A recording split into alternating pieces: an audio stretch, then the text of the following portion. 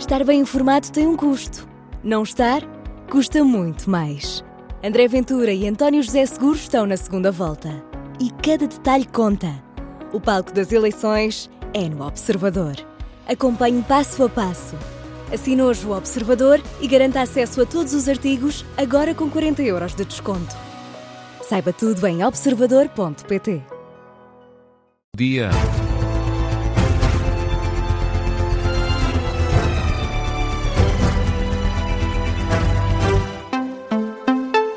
Jornal do Meio-Dia com a edição do Miguel Cordeiro. Miguel, alargar os prazos do PRR para a reconstrução das zonas mais afetadas pela passagem da Depressão Christine é uma hipótese que não está em cima da mesa. A garantia foi deixada pelo Ministro da Economia e Coesão Territorial esta manhã, aqui na Rádio Observador. Durante o fim de semana, António José Seguro disse que essa poderia ser uma das soluções. Alargar prazos do PRR e, com isso, libertar a capacidade de construção civil para acudir às pessoas que tiveram danos em casa ou às empresas e também para responder à necessidade de reparar ou reconstruir infraestruturas públicas.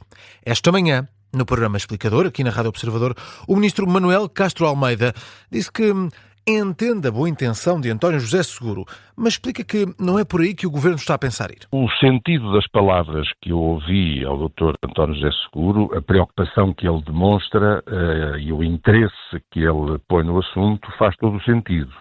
A forma pode não ser exatamente essa. Provavelmente não passará por alargar um prazo do PRR. Nós criamos um instrumento financeiro para a inovação e competitividade, que está hoje dotado com mais de 900 milhões de euros e a quem bastará ter contratos assinados até ao fim do prazo do PRR, mas depois as pessoas com quem os contratos foram assinados podem executar os investimentos já depois do prazo do PRR. Na última hora, a Comissão Europeia garantiu também que não recebeu pedidos de Portugal para alterar o plano de recuperação e resiliência nas regiões afetadas pela tempestade Christine ou ativar o mecanismo europeu de proteção civil. Foi detalhado, sim, que Portugal recorreu à utilização do Fundo de Solidariedade.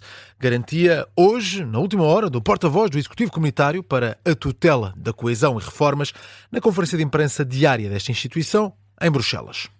E na Rádio Observador, o Ministro da Economia e da Coesão Territorial referiu precisamente isso, que Portugal vai candidatar-se ao Fundo de Solidariedade da União Europeia para a reconstrução das zonas mais afetadas. Ainda assim avisa que essas verbas vão ser insuficientes para cobrir os estragos causados pela tempestade. Infelizmente eu tenho ideia, e a ideia que tenho não é nada simpática. Eu estive no local, falei com vários empresários, vi empresas, e é realmente preocupante a situação. Mas aqui não estamos para falar de preocupações, estamos para falar de soluções.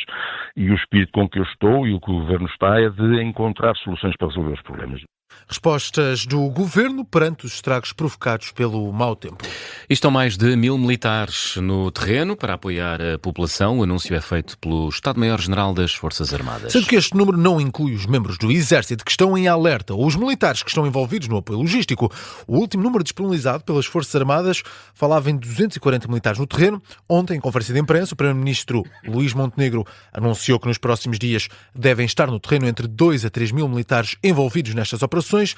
No que toca aos meios terrestres, as Forças Armadas têm ainda 211 viaturas a operar e 23 máquinas de engenharia. Foram também disponibilizados 12 geradores para fornecimento de energia e reforço de comunicações de emergência através de 12 satélites Starlink. E durante a madrugada, por causa do mau tempo, o número de avarias elétricas aumentou até às 8 da manhã, Miguel. 161 mil pessoas continuavam sem luz. Sendo que nas zonas mais críticas estão sem energia 151 mil clientes. A maioria, claro, está no distrito de Leiria. Há 110 mil pessoas afetadas. Os restantes distritos mais afetados são Santarém, 26 mil pessoas, Castelo Branco, cerca de 12 mil, Coimbra com cerca de 3 mil. No balanço anterior, feito ontem, até às 7 da tarde, a Redes dizia que estavam cerca de 159 mil pessoas sem eletricidade. Durante a noite, por causa do agravamento das condições atmosféricas, o número de avarias aumentou e, por isso, até às 8 da manhã de hoje, estavam cerca de 161 mil pessoas sem eletricidade. E em Leiria, o presidente da Câmara Municipal diz que as medidas de apoio do governo são bem-vindas, mas o autarca avisa que o processo tem de ser rápido e ágil. E para justificar esse apelo, Gonçalo Lopes aponta para um número, e deixa esse número como exemplo: 50 mil. 50 mil casas e empresas que continuam sem eletricidade. Quase uma semana depois da passagem da depressão Christine pelo território, este número ainda preocupa as autoridades em Leiria. O autarca sublinha que as populações e empresas afetadas pela tempestade precisam de apoios já, para voltar à normalidade o mais depressa possível. As medidas anunciadas acho que são medidas que constituem um estímulo e que naturalmente devem ser, no fundo, reconhecidas como um passo muito importante no processo de reconstrução da região de Leiria e por isso o que pedimos é que seja um processo ágil, rápido, a ter esperança, a ver as suas casas reconstruídas, as empresas voltem a abrir. O autarca de Leiria explica também que a chuva da última madrugada agravou o estado das casas que já estavam danificadas pela passagem da tempestade na semana passada. E no estádio de Leiria está montado um ponto logístico com entrega de bens de primeira necessidade e também telhas. É lá que está o repórter Luís Soares. As filas começaram no estádio logo às primeiras horas do dia. Ainda se mantém. Luís, nem a chuva desarma a população. A chuva que vai caindo de vez em quando aqui em Leiria, alguns aguaceiros que vão acontecendo e por isso mesmo muitas das pessoas que aqui estão munidas do respectivo guarda-chuva, que nesta altura está fechado, e numa das filas há também pessoas com telhas nas mãos, exatamente, cada pessoa trouxe uma telha para poder ali mais à frente ir buscar telhas iguais àquelas que tem em casa, e ali à frente há várias paletes que são transportadas com telhas de várias formas e feitios para quem precisa disso. Há aqui também militares a ajudar nesse processo, numa longa fila, há senhas que são distribuídas, isto é, numa das filas do estádio aqui da União de Leiria. A outra fila, que é mais ou menos a mesma dimensão, estamos a falar de filas com algumas dezenas de pessoas, é uma fila que vai para dentro do estádio, onde estão vários bens de primeira necessidade. Vejo garrafas de água,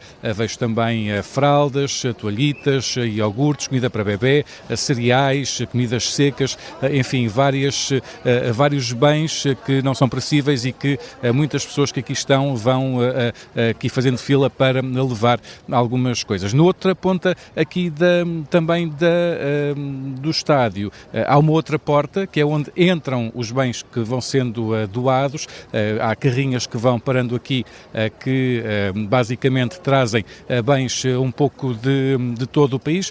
Vamos tentar aqui perceber de onde vêm estes bens. Boa tarde. Vem de onde? Daqui de Leiria. De Leiria. Traz aqui uma carrinha cheia? Sim. O que é que traz? Chocolate quente. Chocolate quente? Sim. Muito bem. E apelo à população para a dignidade de terem um bocadinho de compaixão para toda a gente, porque isto são bens de primeira necessidade do dia, não é para o mês. E apercebo-me, como muita gente se apercebe, que há pessoas que estão a exagerar e acho que não há necessidade dessas coisas. Muito obrigado. Nada. Temos aqui também alguns militares que vão ajudando a transportar estes bens que vão chegando em algumas carrinhas. Tem aqui, por exemplo, aqui uma carrinha também de Oeiras que vem aqui também com alguns bens. Vão transportando esses materiais, esses bens que vão chegando aqui para uma porta lateral onde vão entrando depois para o local onde esses bens depois vão sendo distribuídos, também com alguns escuteiros a ajudar nesse processo. É por isso um processo que vai acontecendo desde bem cedo, que muita gente se junta aqui no estádio, seja para a fila das telhas, seja para a fila dos bens essenciais. Reportagem de Luís Soares em Leiria. Meio-dia 9. Miguel, que outras notícias vão marcando a atualidade? O mau tempo provocou um prejuízo de milhões de euros na indústria do vidro. Cálculo feito pela Associação dos Industriais do Vidro de Embalagem, que alerta que, para além dos prejuízos, somam-se também as exportações perdidas devido à depressão Christine. O presidente da Associação explica que todas as indústrias da região estão bastante danificadas. De acordo com o responsável em causa estão os custos de construção das infraestruturas, principalmente a infraestrutura de cobertura, a infraestrutura de filtros e a infraestrutura de armazéns. A Rússia confirma que vai existir uma nova ronda de negociações sobre a Ucrânia na quarta e também na quinta-feira. Uma nova reunião trilateral com a mediação dos Estados Unidos da América acontece em Abu Dhabi, nos Emirados Árabes Unidos. Peskov, porta-voz do Kremlin, diz também que a reunião entre representantes russos, ucranianos e norte-americanos, que estava prevista para ontem, foi adiada devido à necessidade de as partes coordenarem agendas. O adiamento aconteceu depois de ser divulgado que o principal negociador norte-americano, Steve Witkoff, não iria viajar para os Emirados na data prevista. Miguel Cordeiro e o Jornal do Meio-Dia.